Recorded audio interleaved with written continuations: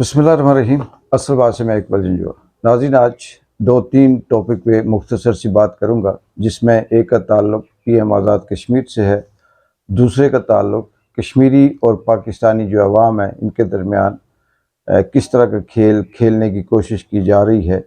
और तीसरा जो पाकिस्तान के अंदर सूरत हाल है वो किस तरह से एक जंग से भी ज़्यादा आप कह सकते हैं कि वहाँ पे अदम इस्तेकाम है और तबाही है। सबसे पहले PM आज़ाद कश्मीर जनाब चौधरी अनवारुल हक साहब, आपका बहुत बहुत शुक्रिया कि आपने बाग का दौरा किया, तशरीफ़ लाए, और आपके बाग के दौरे से हमें किसी तरह से कोई और फ़ायदा तो नहीं हुआ, यानी हम ये कहें कि बाग के जो शायर अहमद फरहाद एक बेबुनियाद से केस में बंद हैं आपकी हुकूमत के होते हुए, वो उसी तरह से अभी तक कैद हैं, उनके हवाले से किसी किस्म की कोई वो नहीं हुई। बाकी कोई प्रोजेक्ट, कोई मंसूबे इस तरह से ना आपने दिए, बल्कि आपने अपनी तकरीर में ये कहा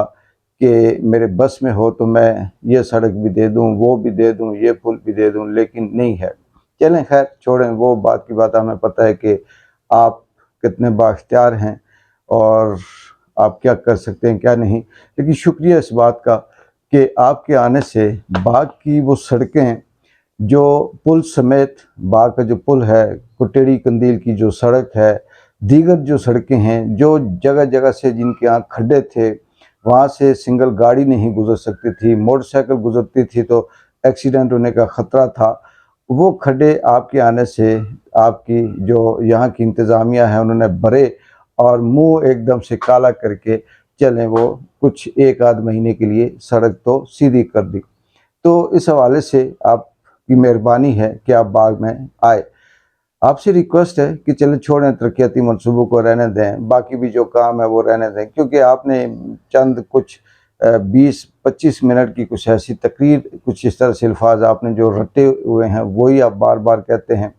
कि मैं स्टेटस को के ख़िलाफ़ हूँ, मैं ये हूँ, मैं वो हूँ, मैंने इतनी सिक्योरिटी कम कर दी, मैंने अपने साथ इतनी सिक्योरिटी रखी, आज मैं इसमें घूम रहा होता, आज मैं उसमें घूम रहा होता। बातें सारी अब सही करते हैं। जाहिर सी बात है कि अल्लाह ताला का कोई स्पेशल ऐसा करम, कोई ऐसी मेहरबानी है कि आप यहाँ पे इस वक्त इस पोजीशन में है, वरना किथे मेरे लिए किथे तेरी सना। तो चलें, कम से कम 2-3 महीने के बाद आप चक्कर लगाया करें, तो उसमें आम आदमी के लिए यही रिलीफ बहुत बड़ा है कि कश्मीर में जो सड़कों की टक्कियाँ लगती हैं वो लग जाया करेंगी। आगे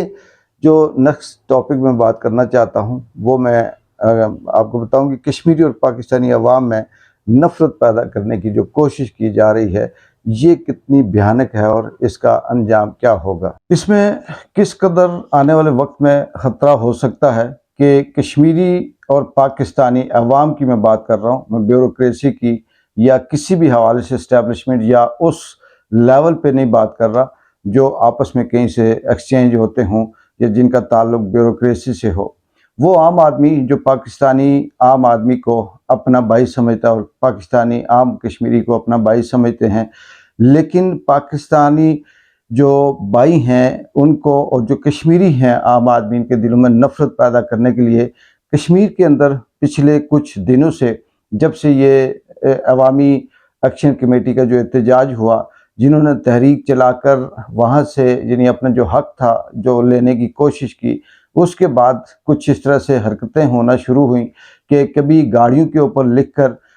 कश्मीरी अवाम के दिलों में नफ़रत पैदा की जा रही है, और कभी किसी टूरिज़म या फेस्टिवल के नाम पर कुछ इस तरह से प्रोग्राम करके वहाँ पे ऐसे नारे लगवाने की कोशिश की जा रही है जिसमें कश्मीरियों के जज्बात भी मजरूह हों, और फिर कश्मीरी जब उस हवाले से रिएक्ट करें तो पाकिस्तानी अवाम के जज्बात भी मजरूह हों।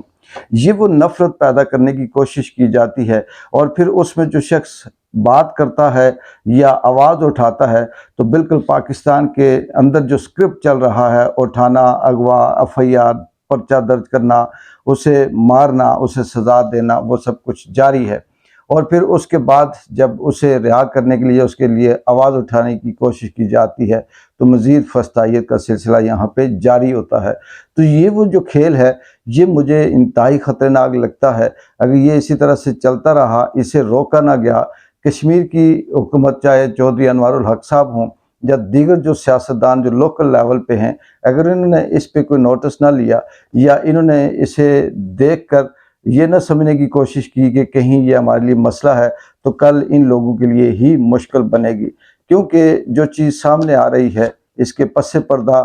بہت بھیانک کھیل، بہت بھیانک اسکرپٹ ہے، جس کا نتیجہ آنے والے وقت میں دونوں عام آدمیوں کے درمیان نفرت، اور پھر وہ نفرت کسی بھی حد تک جا سکتی ہے۔ تیسرے نمبر پہ بات کرتے ہیں کہ پاکستان کے اندر جو فارم 47 کا ڈاکو ٹولہ مسلط تھا، وہ فسطائیت کی، ظلم کی، بربریت کی، وہ ساری حدیں پار کرنے کے بعد آج تک کسی ایسی مثال پاکستان نہیں بلکہ اسلام کی دنیا میں کے اندر نہیں ملی، ایسی تاریخی مثال آج تک کہیں بھی ہم نے نہ سنی نہ پڑھی کہ کسی شخص کو، جس طرح سے عمران ریاض کو احرام باندھ کر حج کی شہادت حاصل کرنے کے لیے وہ جا رہا تھا، اور عدالت نے اسے، عمران ریاض کو، یہ اجازت دی کہ وہ اب باہر سفر کر سکتے ہیں، لیکن فسطائیت کی وہی مثال، جھوٹ فراڈ کی وہی اسکرپٹ کے اوپر کہ اس کے اوپر یہ FIR درج کر دی کہ اس نے 2 کروڑ کسی کا دینا تھا، امانت میں خیانت کی، یا اس طرح سے جھوٹے فراڈ کے کیس کر کے اسے حج سے روک دیا۔ کیا اس کا انجام کیا ہوگا؟ یہ اللہ تعالیٰ اس شخص کو، یا اس پورے کی پوری سوچ کو، یا اس جو تھنک ٹینک بیٹھا ہے جس میں چاہے مریم نواز ہو، شہباز شریف ہوں، یا محسن نقوی ہوں، یا ان کے ہینڈلر ہوں، یا اسٹیبلشمنٹ جو بھی ہو، وہ تو چلیں قدرت کیا ان کے ساتھ انجام کرتی ہے، کس طرح سے ان کی زندگی میں یا ان کے مرنے کے بعد ان کے ساتھ ہوگا، لیکن دنیا میں بھی جگ ہسائی کا وہ یہ سب باعث بنتا ہے۔ یا ہی نہیں کہ عدت کیس کے حوالے سے بھی عدالت فیصلہ سناتی ہے اور دوسری طرف پھر روک دیا جاتا ہے، فیصلہ آتا ہے ایک اور پرچے میں، اسے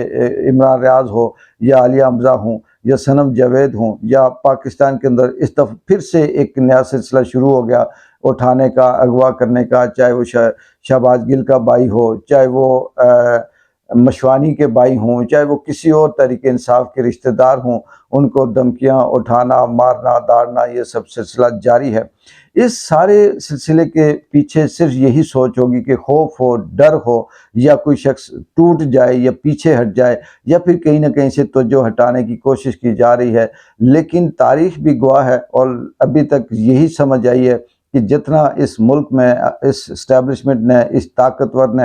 اس مافیا نے، اس امریکہ کے غلاموں نے عوام کے اوپر ظلم کرنے کی کوشش کی، عوام کے دلوں میں اتنی زیادہ نفرت آئی، اور کوئی مر گیا، کوئی پاگل ہو گیا، کسی نے خودکشی کی، اور کوئی مرنے کے لیے تیار ہے، لیکن اس طرح کے جو یہ مافیا ہے، یہ جو ڈان ہے، ان کی بات نہ سننے کو کوئی تیار ہے اور نہ ان کو ماننے کے لیے کوئی تیار ہے۔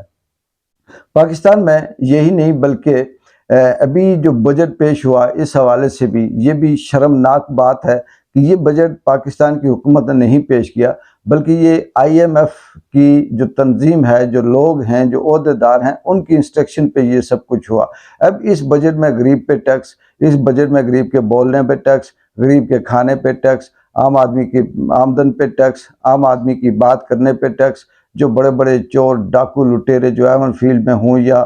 جاتی عمرہ میں بیٹھے ہوں، یا بلاول ہاؤس میں بیٹھے ہوں، یا کہیں بھی بیٹھے ہوں، ان کی موجیں ہیں، ان کے لیے کوئی ٹیکس نہیں ہے۔ اور یہ سارا ٹیکس دینے کے بعد اس میں اپوزیشن نے بھی کہا جی کہ یہ ٹیکس عوام دشمن ہے، لیکن IMF نے کہا جی کہ کچھ تسلی بخش ہے، اس نے جسے کہتے ہیں کہ اطمینان کا اظہار کیا ہے اس بجٹ پہ، تو اس سے خود اندازہ کر لیں کہ ہماری حکومت کہاں جا رہی ہے۔ لیکن یہ سارا کچھ دیکھتے ہوئے، سنتے ہوئے، ایک بات پتھر پہ لکیر ہے کہ یہ حکومت نہ چل پائے گی۔ یہ لوگ اپنے آخری جو فرعونیت ہے اس سے گزر رہے ہیں، اپنی آخری جو جہالت کا دور ہے اس سے گزر رہے ہیں، اپنی آخری جو ان کی دور ہے وہ سے، میں تو اس بات پہ حیران ہوں کہ جب ان کا زوال آئے گا تو مریم نواز کس طرح سے وہ سب کچھ برداشت کرے گی، وہ قدرت کا وہ جو قدرت کا ان کے اوپر عذاب نازل ہوگا، کیسے وہ برداشت کریں گے۔ شہباز شریف ہو، یا نواز شریف ہو، یا زرداری ہوں، یا قاضی صاحب ہوں، یا دیگر یہ جو اسٹیبلشمنٹ، یہ جو سٹیک ہولڈر ہیں، میڈیا کے وہ پرسن ہیں جو صحافی ہیں، جو بکتے ہیں، بولتے ہیں، یہ کس طرح سے اس چیز کا جواب دیں گے کہ کس طرح سے جھوٹے کیس بنا کر عوام کے اوپر ظلم کر رہے ہیں، اور یہ کسی بھی طرح سے اپنے آپ کو اس نشے سے نہیں نکال رہے جس سے انہیں انصاف نظر آئے۔ یہ کہہ سکتے ہیں کہ پاکستان اسلامی جمہوریہ پاکستان میں اس وقت مکمل طور پر ظلم کا نظام نافذ ہے، اور ظلم کا نظام زیادہ دیر نہیں چل سکتا۔ اقبال جنجوع کو اجازت دیں، اللہ حافظ۔